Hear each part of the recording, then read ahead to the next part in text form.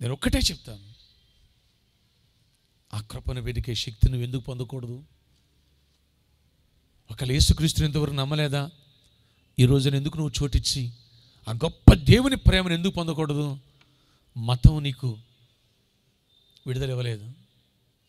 యేసుక్రీస్తు నీ జీవితాన్ని మార్చేస్తాడు, నీ సమస్యలను సాల్వ్ చేస్తాడు ఆయన, నీ బ్రతుకులు నెమ్మదినిస్తాడు ఆయన. దాన్ని కరెక్ట్ ప్రాసెస్లో చేయాలా, ఆ కృపను నమ్మాలా. ఇవాళ ఎంతోమంది ఈ మెట్టుకు రాకపోకుండా చర్చికి వెళ్ళటం, ఇంటికి వచ్చి మళ్ళీ తాగటం, చర్చికి వెళ్ళడం, ఇంటికి వచ్చిన మళ్ళీ చూడటం, చర్చికి వెళ్ళటం, కొట్టుకోవటం, చర్చికి వెళ్ళటం, మళ్ళీ ఎవరికి వాళ్ళు ఏమైనా తీరు. నో, అది కాదు, అది కాదు. నేను బిడ్డ నన్ను కలిసి చెప్పమ్మన్నాను, అన్న ఏం చెప్పను, నా హస్బెండ్ మా ఇంటికి పెద్ద ట్రబుల్ మేకర్ అన్నాను. ఏంటమ్మా అన్నాను. ఇంట్లో ఎవరికి మనశ్శాంతి ఉంచడం, నెమ్మది ఉంచడం, మాకు అసలు ఇటువంటి తలకాయ నిప్పన్న మా హస్బెండ్ వల్ల. అవునా తల్లి, ఏం చేస్తాడమ్మా మీ హస్బెండ్ అంటే, ఏం చెప్పనన్నా సేవకుడు అన్నాను. నాయన ఒకటి చెప్తున్నా, ఆ బ్రదర్ నేను క్రిటిసిజం చేయట్లా, ఆ బ్రదరు క్రీస్తులో ఉన్న శక్తిని గుర్తించాల. ఆమేన్. ఈ శక్తిని కనుక సంపూర్ణంగా గుర్తిస్తే వాక్యం పైకి బోధించడానికి ఇతరులకు అనుకోడు, ముందు తను తీసుకుంటాడు. అర్థవుతుందా? తను బాగుపడిపోతాడు, తను బ్లెస్ అయిపోతాడు.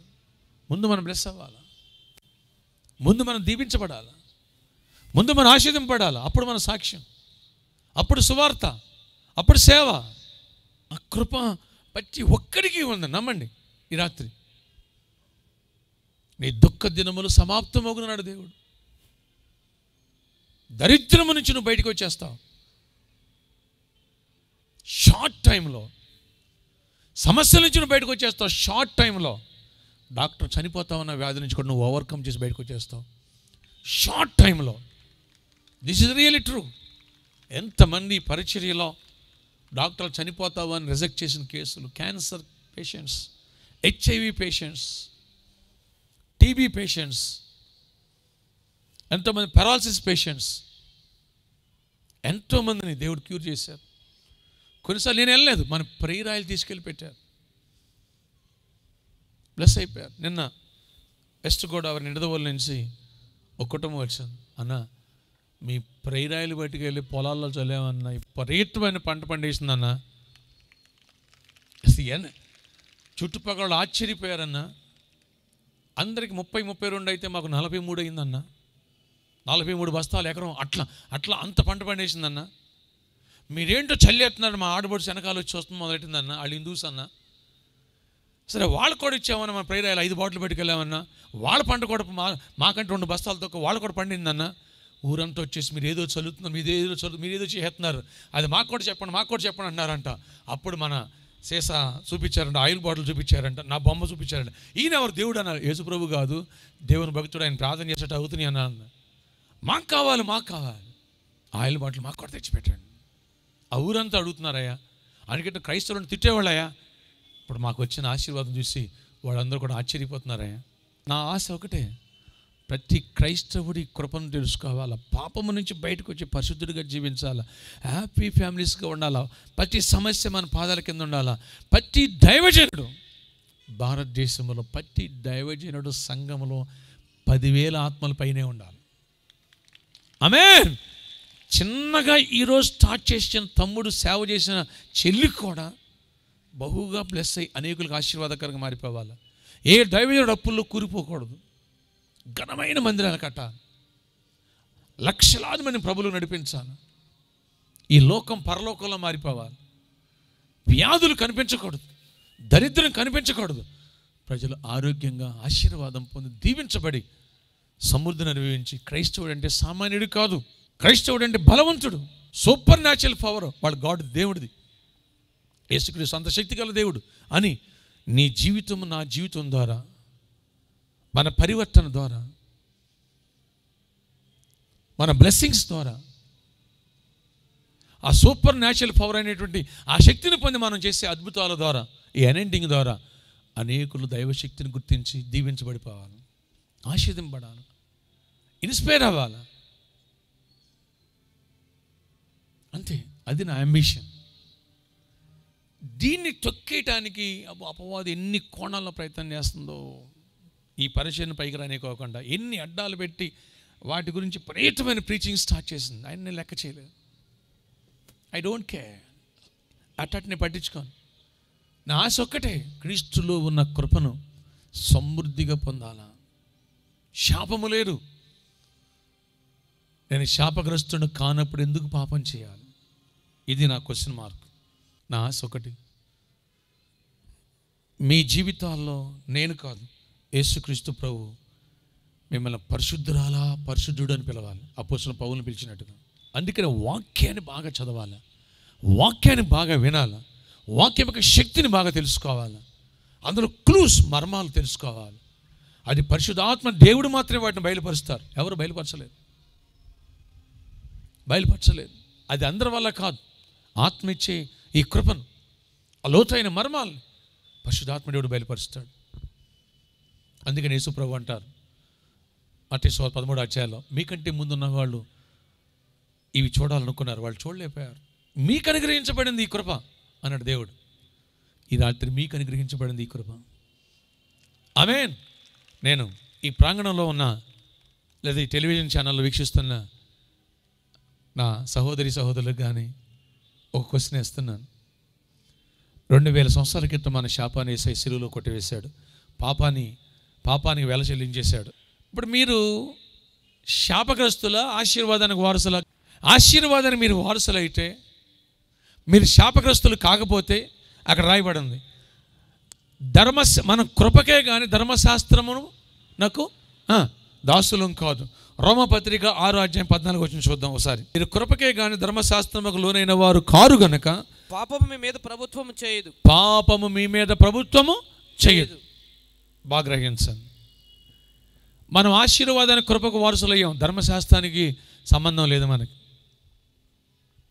శాపగ్రస్తులం కాం. గలతీ 3:13 రాయబడింది, మన శాపాన్ని కొట్టివేశాడు. ఆయన నమ్మితే తరతరాల శాపాన్ని ఒక్క యేసుక్రీస్తు రక్తం బొట్టు కొట్టేస్తుంది. అన్క్లీన్నెస్ నుంచి ప్రపంచం మొత్తం అందరి మానవాళి పాపాన్ని కడిగివేయటానికి యేసయ్య ఒక్క రక్తబొట్టు చాలు. నమ్మిన వాళ్ళందరూ ఆమేన్ అని చెప్పండి. ఇప్పుడు వినండి, నువ్వు శాపగ్రస్తుడు కానప్పుడు నువ్వెందుకు తాగాలి మందు? నువ్వెందుకు వ్యభిచారం చేయాలి? నువ్వు శాపగ్రస్తుడు కానప్పుడు నువ్వెందుకు బీడీద కాల్చాలి? నువ్వు శాపగ్రస్తుడు కానప్పుడు ఎందుకు నువ్వు బూతులు మాట్లాడాలి? నువ్వు శాపగ్రస్తుడు కానప్పుడు ఎందుకు నువ్వు సినిమా చూడాలి? నువ్వు శాపగ్రస్తుడు కానప్పుడు ఎందుకు నువ్వు సీరియల్ చూడాలి?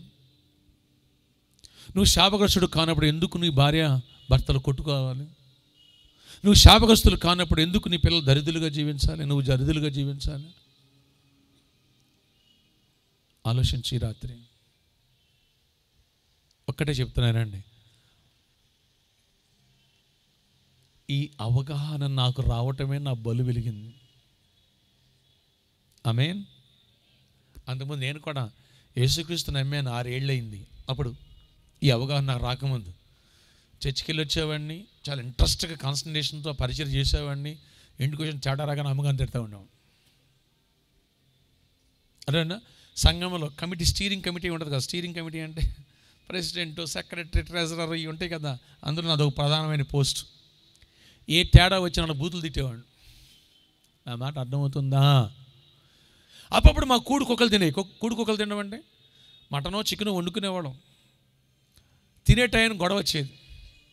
ఆమె అలిగి పడుకునేది, నేను అలిగి పడుకునేవాడిని. ఆమె పిలవాలని నేను పిలవాలని ఆమె. తెల్లారిపాటికి ఆ మటనో చికెనో పాసి వాసన వస్తుంది కదా, ఆ రైస్ పాసి వాసన. ఇంకెవరితో మేము తినేవాళ్ళం కదా, కుక్క తినేది. అది ఎంత అదృష్టవంతురాలో. నిశ్చయముగా నీ చేతులు కష్టాలు నువ్వే అనుభవిస్తున్నాడు దేవుడు. అవునా? మన కష్టం మనం అనుభవిస్తా ఉన్నాడు దేవుడు, వేరే వాళ్ళు అనుభవిస్తా ఉన్నాడా? మరి మనం అనుభవించుకోవడం కుక్కలు తండేయండి. అప్పుడు బలి వెలగలే. ఇంకో మాట చెప్పనా, ఇది యెహోవా ఏర్పాటు చేసిన దినము, దీని యందు ఉత్సహించి ఆనందించదు అని రాయబడింది. కీర్తన 118:23 వచనంలో గమనించండి. ప్రతిరోజు అంతే, దానికి సెంటిమెంట్స్ లేవు. ఈరోజు వర్జ్యం, ఈరోజు వారం, ఈరోజు మంచిది, ఈరోజు చెడు అనేది లేదు బైబిల్లో. ఇప్పుడు బాగా గ్రహించాలి. ఆ రోజు ఎందుకు దుఃఖంతో ఉండాలి నువ్వు? ఆశీర్వాదాన్ని 2000 సంవత్సరాల క్రితం ఆయన పట్టుకొస్తే దాన్ని అనుభవించలేక అంగట్లో అన్నీ ఉన్న అల్లు నోట్లో సేనంట. షుగరు ఏదో ఉందనుకోండి, లేదా బ్లడ్ ప్రెషర్ ఉందనుకోండి, మంచి masala KFC chicken fry, mutton fry, రొయ్యలు వేపుడు పెట్టారు. అవి తినాలని ఆశ చాలా ఉంది, నోరు ఊరుతుంది. కానీ తింటే డాక్టర్ గారు చెప్పాడు బీపీ పెరిగి సస్తావన్నాడు. అలా మంచి హైదరాబాద్ జ్యూస్ వస్తుంది, పుల్లారెడ్డి అని ఫేమస్ అక్కడ అనమాట హైదరాబాద్లో. అయితే బందర్ లడ్డు, తొక్కుడు లడ్డు ఫేమస్. అవి తినాలని చాలా ఆశ ఉంది నీకు. ఎదురుగా పెట్టారు 3-4 ప్యాకెట్లు గిఫ్ట్ ఇచ్చారు. ఈ కంపెనీలో అయితే ఎవరో పట్టుకొచ్చి, ఫ్రెండ్స్ పట్టుకొచ్చి, స్నేహితులు బంధువులు పట్టుకొచ్చి పెట్టారు. కానీ అప్పటికి నీకు 580 షుగర్ ఉంది.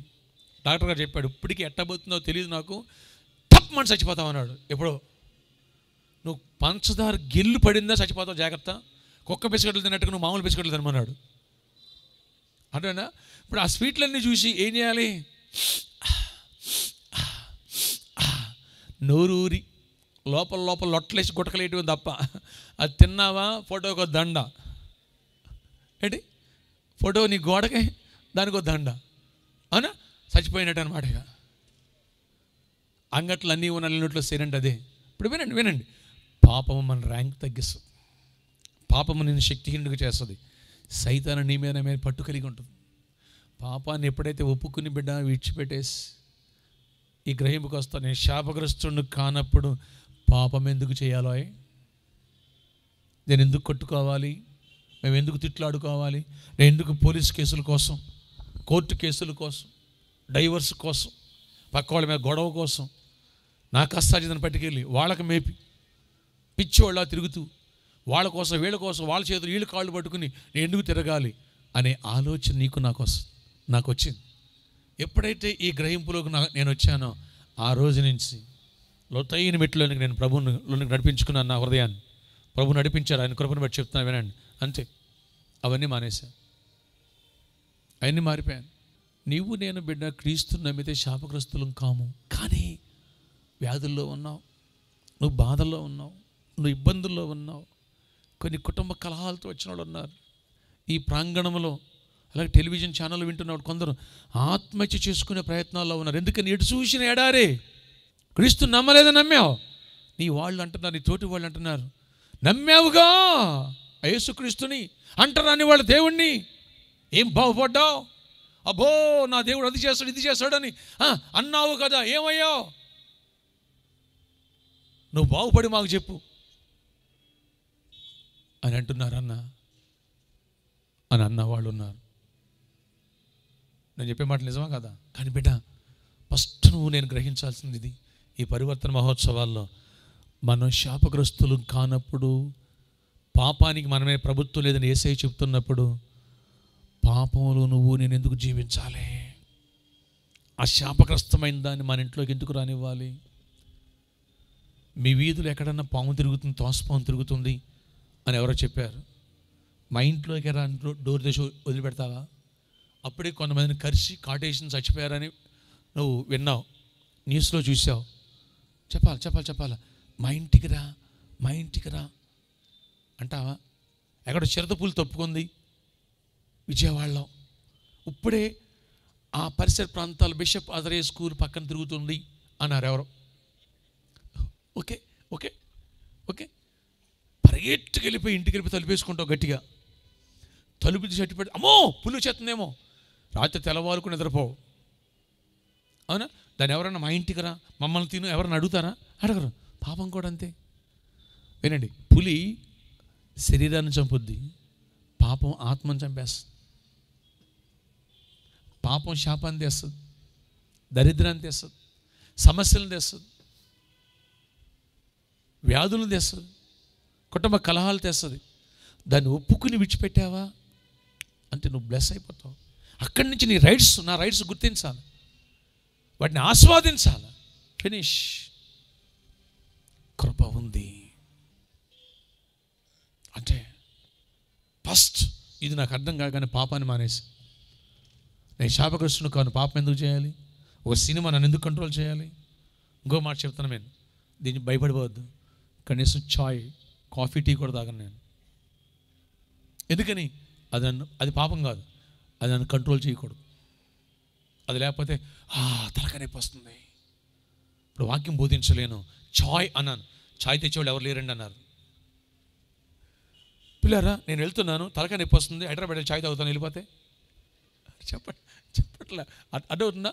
ఇవాళ నేను టీవీలో వాక్యం చెప్పలేను, నాకు చాయ్ లేదు, మధ్యలో ఈ ఛానల్ వాళ్ళు చాయ్ ఇవ్వలేదు, నేను ఇంటికి వెళ్ళిపోతున్నాను, వెళ్ళిపోతే నా మాట మీకు అర్థమవుతుందా? ఏది నన్ను కంట్రోల్ చేయకూడదు, దేన్ని నేను కంట్రోల్ చేయాలి.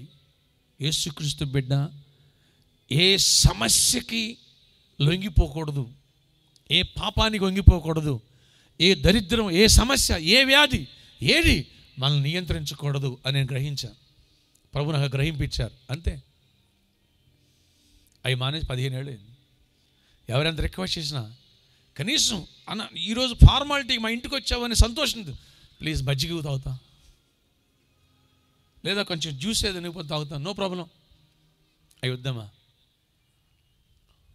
దయచేసి అన్న రేపటి నుంచి వస్తే మళ్ళీ ఛాయలు ఇవి కూడా మానేమంటావని రానన్నా, నేను మానేమని చెప్పట్లేదు, అది నీ ఇష్టం. కానీ పాప గురించి చెప్తున్నా. నెక్స్ట్ ప్రభువా నీ కుటుంబాన్ని పరలోకంలో భూమి మీద కట్టుకో, నీ భార్య భర్తలు ఫ్రెండ్స్లా ఉండాలి. ఇప్పటివరకు నీ కుక్కలు నీ కూడి తింటున్నాయి, అవి తినకూడదు. నీకు ఇచ్చిన ఆనందపు దినాన్ని నీ భార్య భర్తలు కొట్టుకుంటూ తిట్టుకుంటూ ఉండిపోయి మీరిద్దరు సమాధానం లేకుండా ఉండిపోతే, అయ్యో నీకు ఇచ్చిన రోజున నువ్వు సంతోషంగా లేకుండా పోతున్నావు, ఆనందాన్ని కోల్పోతున్నావు, దుఃఖాన్ని కలిగి ఉండాలి. అలా ఉండకూడదు. ఒక్కరోజు కూడా భార్య భర్తలు ద్వేషంతో, కోపంతో, కొట్లాటలతో ఉండకూడదు. సూర్యోదయం మొదలుకొని సూర్యాస్తం వరకు నీ కోపం నిలిచి ఉండకూడదని రాయబడింది. ఎఫెసీ పత్రిక 4వ అధ్యాయము 25వ వచనం నుంచి 30వ వచనం వరకు. దేవుని ఆత్మ దుఃఖపరచవద్దు అని రాయబడింది. ఇది నాకు ఎప్పుడైతే అర్థమైందో అవి చెత్త తీసేసుకున్నాను, అంతే. ప్రభువారు అప్పుడు చెప్పారు, ఫైనాన్షియల్గా బ్లెస్ చేస్తాను, మనీ మెరాకిల్స్ చేస్తాను, అంతే. అట్లా దీవించాడు, కుటుంబాన్ని అలా సమాధానంతో కట్టాడు. అది ఎప్పుడైతే జరిగిందో ఆ నెక్స్ట్ ఒకటే, ఫైనాన్షియల్గా అభివృద్ధి పొందటం, హీల్ అవ్వటం, బ్లెస్ అవటం.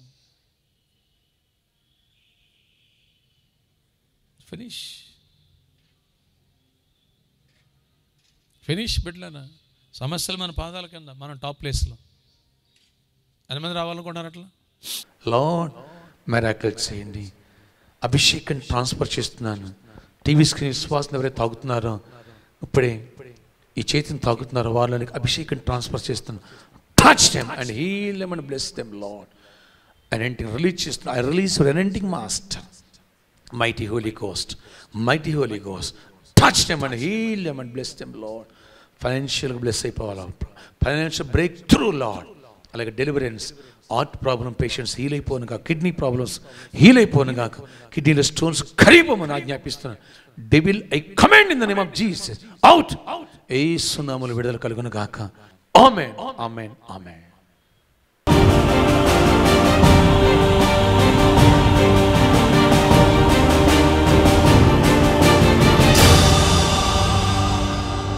హాస్పిటల్ తీసుకెళ్ళాం బ్రదర్. తీసుకెళ్తే తగ్గట్లేదని భోజనం మానేసాడు 4 రోజుల నుంచి. మెడపైన ఇంత గడ్డలా వచ్చింది, అదేమో క్యాన్సర్ గడ్డ, అబ్బోలు టెస్ట్లే చేయాలన్నారు. మాకు అంత స్తోమత లేదని. మీరు ఫిలదెల్ఫియాకి వచ్చారు ఫాస్టింగ్స్ ప్రేయర్, ఫస్ట్ టైం మిమ్మల్ని మేము అక్కడ చూసాం. మీరు అక్కడ కర్చీప్లు అవన్నీ అంతే మేము తీసుకున్నాం. ఆయిల్ తీసుకోలేకపోయాను కానీ కర్చీప్ తీసుకోగలిగాను. నేను ఒకటే అనుకున్నాను, నా దగ్గర ఉన్న ఆయుధం ఇదే, నా బిడ్డ నాకు స్వస్థత కలిగి నాతో ఉండాలి, నా ప్రభువు నువ్వు నాకు స్వస్థత పరచాలి. నేను సాక్ష్యాలు ఎన్నో విన్నాను, నా జీవితంలో ఈ మిరాకిల్ నువ్వు చేయాలి, నేను సాక్ష్యం చెప్పాలని. బాబుని వేరే హాస్పిటల్కి తీసుకెళ్తే హైదరాబాద్ తీసుకెళ్ళిపోమన్నారు. నేను అప్పుడు హాస్పిటల్ వెతకలా, మొదట మీ సంఘం ఎక్కడ, హైదరాబాద్లో మీతో ప్రేయర్ చేయించాలని. నా దగ్గర ఉన్న కర్చీపు ఆయుధం అనుకుని పెట్టి ప్రేయర్ చేశాను. చేసిన 2 days కల్లా బాబు బాగున్నాడు. తర్వాత ఒక రకమైన రక్త కణాలు అన్నవి 5,000 ఉండాల్సింది 60,000 పెరిగిపోయినాయి. బాగా సీరియస్ అన్నారు, కానీ అవి కూడా లేకుండా ఫుల్గా భోజనం చేసి ఈరోజు నా బిడ్డ స్కూల్కి వెళ్ళడానికి నా దేవుడు కార్యం చేశాడు. చెప్పాలని నేను ఇక్కడికి వచ్చాను చిట్టినగర్ నుంచి. మీరు ఇక్కడ జరుగుతున్న ఈ ప్రోగ్రాం ప్రతి ఒక్కరు చూడాలి. నా బిడ్డకు చేసిన స్వస్థత ప్రతి ఒక్కరికి జరగాలి. ఇక్కడ నా దేవుడు నా బిడ్డ నాతో ఉంచాడు అని నేను వచ్చాను బ్రదర్ నీకు చెప్పడానికి. అసలు గడ్డ లేదు అసలు. మన అభిషేకించిన కర్చీఫ్ కడితేనంట ఆ రోజు ఆయిల్ బాటిల్స్ అయిపోయినాయంట. ఆయిల్ బాటిల్స్ దొరకలేదు ఆ రోజు. చాలా ఇబ్బంది పడ్డారు, చాలామంది బాధపడ్డారు. కనీసం ఇక్కడే 1 టౌన్ పంపించి కొన్ని కర్చీపులు తెచ్చి అభిషేకించాను. ఆ కర్చీపు పెట్టిందండి చెల్లి. రక్త కణాలు 5,000 ఉన్నది 65,000కి వచ్చేయటం. నెక్స్ట్ ఆ క్యాన్సర్ గడ్డ కరిగిపోవటం, డాక్టర్లు కష్టం హైదరాబాద్ తీసుకెళ్ళిపోమన్నా ఆ బిడ్డ ఇవాళ భోజనం చేసి స్కూల్కి వెళ్ళిపోవటం. వాట్ ఎ గ్రేట్ టెస్ట్ మరి. ప్రభుకే మహిమ కలుగు. ఆమేన్ ఆమేన్ ఆమేన్ ఆమేన్. ఎంతకాలమైన brain stroke problem, paralysis problem వచ్చి 9 నెలలు అవుతుంది. 9 నెలల నుంచి. 9 నెలలు అవుతుంది. ఏం చేస్తాడు బాబు అసలు? ఏం చదువుకున్నాడు? బీటెక్ చేసిన. అదే గవర్నమెంట్ జాబ్ కోసం ట్రై చేస్తుంటే ఈ విధంగా స్ట్రోక్ లాగా వచ్చి ఇటు అయిపోయింది. పారాలిసిస్ ఎంత సఫర్ అయ్యో? చాలా సఫర్ అయ్యో, చాలా చాలా కామన్గా ఎవరు వెళ్ళిపోయాడు అంటాను. అలాంటి బిడ్డ ఈరోజు ఇక్కడ ప్రేర్ చేయగానే ఈ హ్యాండ్ స్టిక్తో వచ్చాడండి, ఇప్పుడు హీల్ అయిపోయాడు.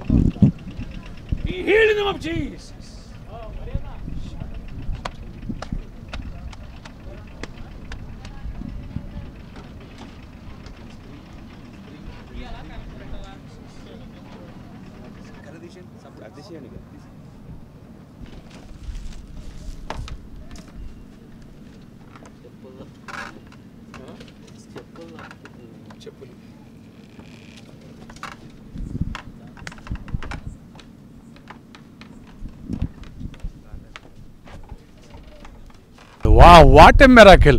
నా యేసుకే మహిమ. 2 చేతులు పైకెత్తున్నాను. నా యేసుకే మహిమ కలను కాక. ఆమేన్.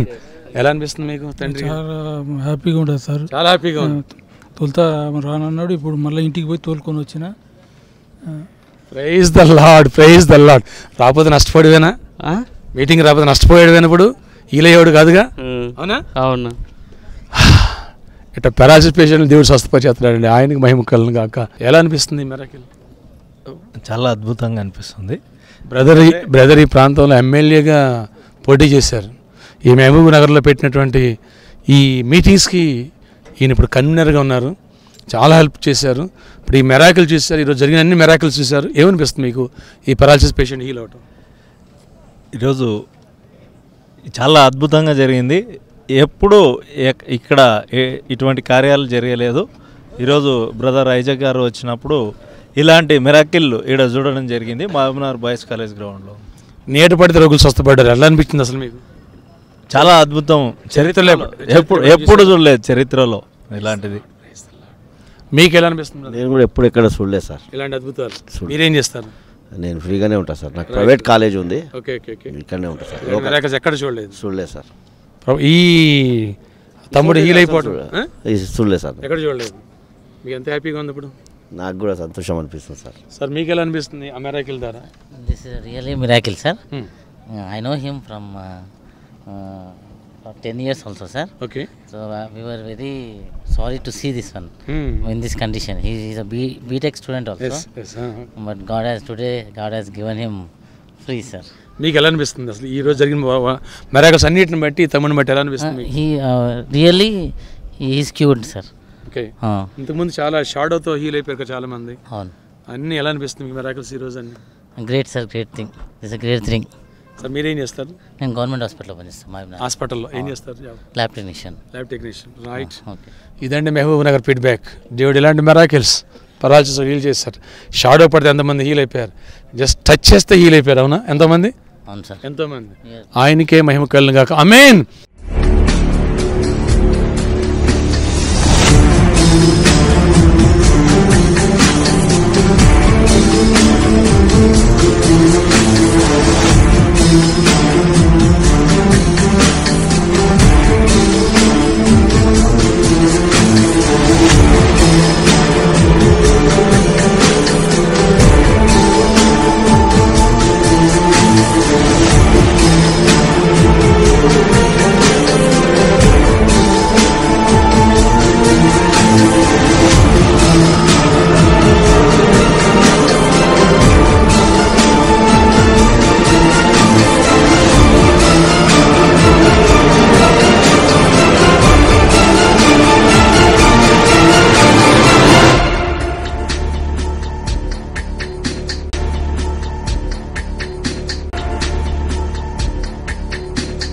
మన లేమెన్స్ గాస్పెల్ ఫెలోషిప్ ఆరాధన సమయములు.